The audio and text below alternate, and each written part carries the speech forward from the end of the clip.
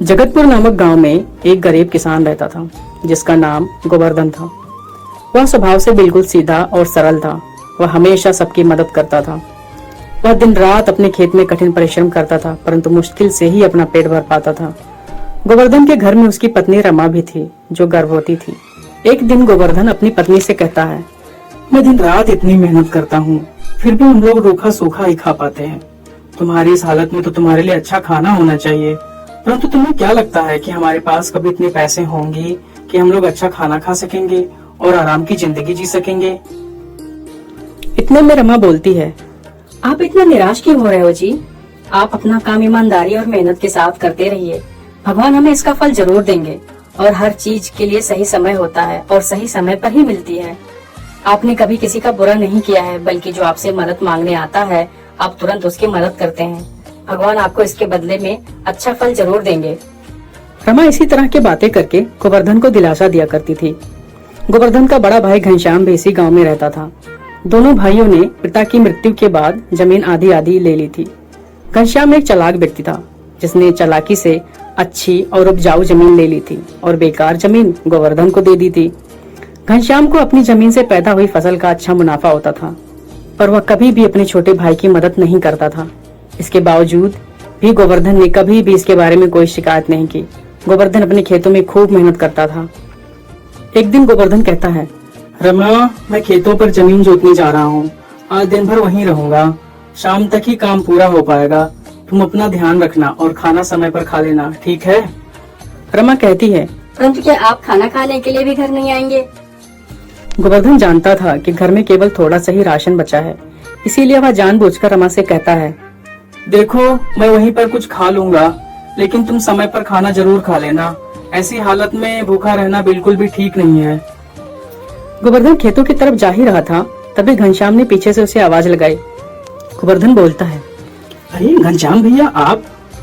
फिर घनश्याम कहता है, देखो गोवर्धन, मुझे तुम्हारी भाभी को लेकर शहर के डॉक्टर को दिखाने जाना है। यदि आज तुम मेरी जमीन की जुताई कर देते हो तो बड़ी मेहरबानी होगी। यह सुनते ही गोवर्धन सोच में पड़ जाता है। गोवर्धन बोलता है, भैया, आज तो मुझे भी अपने खेतों की जुताई करनी थी। घनश्याम बहुत ही चालाक व्यक्ति था। वह हमेशा बातें बनाकर गोवर्धन को अपनी बातों में फंसा ही लेता था। घनश्याम बोलता है, अरे भैया, आज मेरे खेतों में जुताई होना बहुत जरूरी है और तुम्हारी भाभी को शहर के डॉक्टर के पास ले जाना भी बहुत जरूरी है। यह काम इतना जरूरी नहीं होता तो मैं फिर तुमसे नहीं कहता, लेकिन तुम्हारे सिवा मेरा है ही कौन? यह सुनकर गोवर्धन भाई की बातों में भावुक हो जाता है और कहता है, भैया, आप बिल्कुल ठीक कह रहे हैं। एक भाई दूसरे भाई के काम नहीं आएगा तो भला कौन आएगा? आप चिंता न करें, मैं आज सबसे पहले आपकी ही जमीन की जुताई कर दूंगा। उसके बाद मैं अपने खेतों की जुताई कर लूंगा। आप भाभी को लेकर डॉक्टर के पास चले जाएं।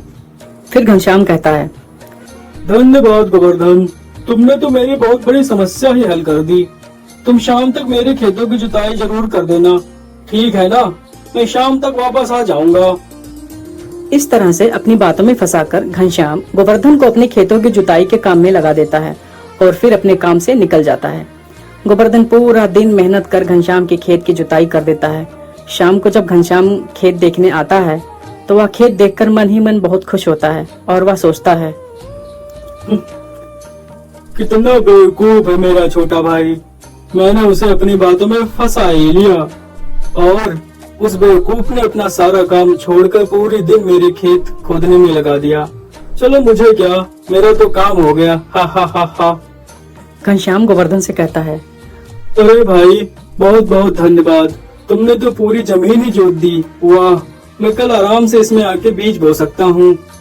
गोवर्धन कहता है, इसमें धन्यवाद कैसा भाई? अपने बड़े भाई की मदद करना तो मेरा फर्ज है। इस तरह से थका हारा गोवर्धन अपने घर लौट आता है। वह घर आकर बाहर लगी चारपाई पे बैठता है। तभी रमा कहती है, आप हाथ मुंह धो लीजिए और पहले खाना खा लीजिए, आप बहुत थके हुए लग रहे हो। गोवर्धन मन ही मन सोचता है, मेरे लिए क्या खाना बचा ही होगा, और अगर बचा होगा तो शायद इसने कुछ खाया ही नहीं होगा। गोवर्धन कहता है, यह खाना तुम खा लो, मुझे बिल्कुल भी भूख नहीं है। रमा कहती है, क्या? क्यों, क्या हुआ? आपको भूख क्यों नहीं लगी है? फिर गोवर्धन कहता है, अरे आज घनश्याम भैया के खेतों में काम चल रहा था ना, तो मैंने वहीं पर खाना खा लिया और मुझे खाने की इच्छा भी नहीं है। घर की स्थिति देखकर गोवर्धन मन ही मन बहुत दुखी होता है और सोचता है, हे भगवान, मैं कितना बेबस हूँ कि अपनी पत्नी का पेट भी नहीं भर सकता।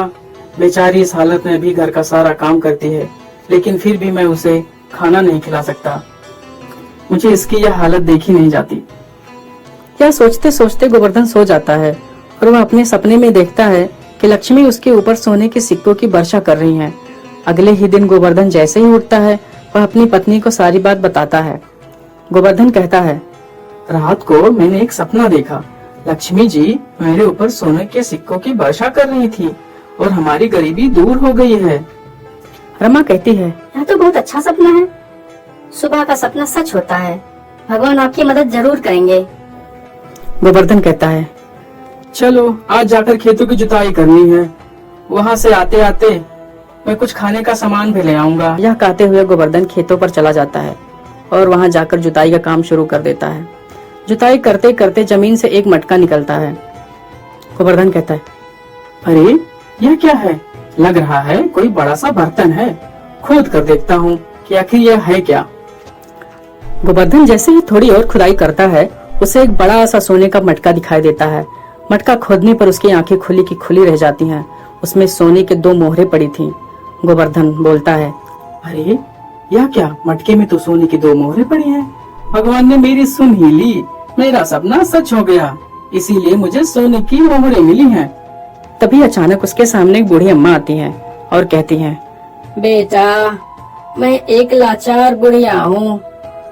अपनी एक प्यारी सी गाय थी जिसका दूध बेचकर मैं अपना पेट भरती थी। मेरा इस दुनिया में कोई नहीं है, पर वह गाय बहुत बीमार हो गई है और उसके इलाज में बहुत खर्चा होगा। क्या तुम मेरी कुछ मदद कर सकते हो? भगवान तुम्हारी सारी परेशानियाँ दूर कर देगा। बुढ़िया को देखकर गोवर्धन थोड़ी समय के लिए सोच में पड़ गया और सोचने लगा, जिस तरह मैं गरीब हूँ और लाचार हूँ, यह बुढ़िया भी बिल्कुल वैसी ही है। भगवान ने मेरी मदद की है और मुझे 2 सोने की मोहरें दी हैं। क्यों न मैं इनमें से एक मोहर बुढ़िया को दे दूं, इससे इसकी परेशानी भी दूर हो जाएगी। बस यही सोचकर गोवर्धन ने उस बुढ़िया को एक सोने की मोहर पकड़ा देता है। गोवर्धन कहता है, अम्मा, मेरे पास तो पैसे नहीं हैं, लेकिन एक सोने की मोहर पड़ी है। इसे आप बाजार में बेचकर अच्छा खासा पैसा मिल जाएगा, जिससे आप अपनी गाय का इलाज करा सकेंगी। बुढ़िया कहती है, तुम खुद मुसीबत में हो बेटा, लेकिन फिर भी दूसरों का सोच रहे हो। मेरा आशीर्वाद है कि तुम्हें कभी गरीबी का सामना नहीं करना पड़ेगा। गोवर्धन एक सोने की मोहर लेकर बाजार में जाकर बेच देता है और अपने घर के खाने पीने के लिए सामान लेकर वापस आता है। रमा गोवर्धन को देखकर पूछती है, अरे वाह, आप तो बहुत सारा सामान लेकर आए हैं। यह मटका कैसा है?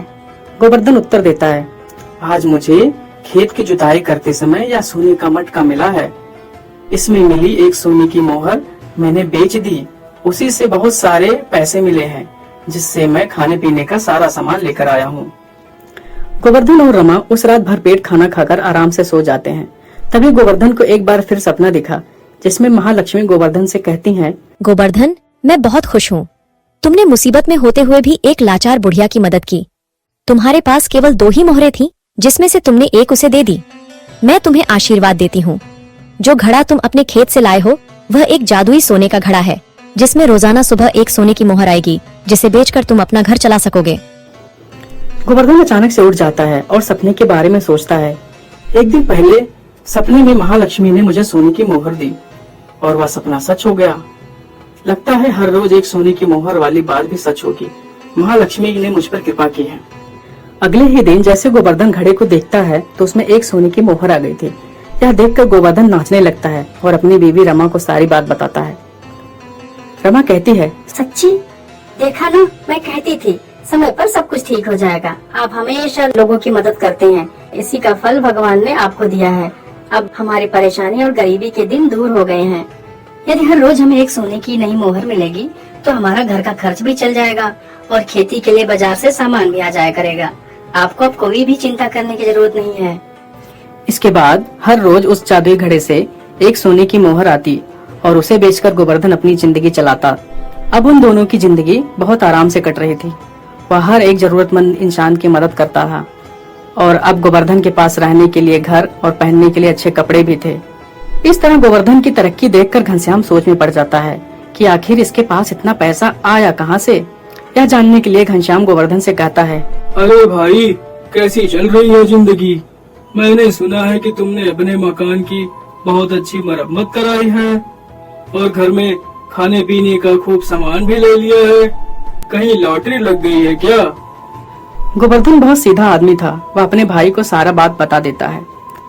गोवर्धन कहता है, भैया, मैं आपसे कहता था ना कि मेरी बीबी ने मुझसे कहा है कि भगवान हमारी ईमानदारी का फल हमें जरूर देता है। बस कुछ यही समझ लीजिए कि भगवान ने हमारी मदद की है और मुझे एक जादुई घड़ा दे दिया है जिसमें रोजाना मुझे एक सोने की मोहर मिलती है। बस उसी से हमारी जिंदगी आराम से कट रही है भैया। जादुई सोने के घड़े के बारे में सुनकर घनश्याम का सर चकरा जाता है और उसके मन में उस जादुई घड़े को पाने की लालच आ जाती है। वह एक दिन मौका देखकर गोवर्धन के घर में घुस जाता है। उसे सामने वह जादुई घड़ा दिखाई देता है। घनश्याम कहता है, अरे, यह तो वही जादुई घड़ा लगता है। मुझे तो इसे पाने में कुछ ज्यादा मेहनत भी नहीं करनी पड़ी। चलो, मेरा काम हो गया। इसे अपने घर ले जाऊंगा और रोज इसमें एक सोने की मोहर उठाऊंगा। हा हा हा हा हा। घनश्याम जैसे ही उस घड़े को हाथ लगाता है, वह सोने के घड़ा मिट्टी में बदल जाता है। घनश्याम सोच में पड़ जाता है और कहता है, अरे, यह क्या हुआ? गोवर्धन ने कहा था यह तो जादुई घड़ा है, परंतु मेरे छूते यह मिट्टी का कैसे बन गया? मुझे यहाँ से जाना होगा। किसी ने देख लिया तो बहुत गड़बड़ हो जाएगी। तभी अचानक गोवर्धन वहाँ आ जाता है।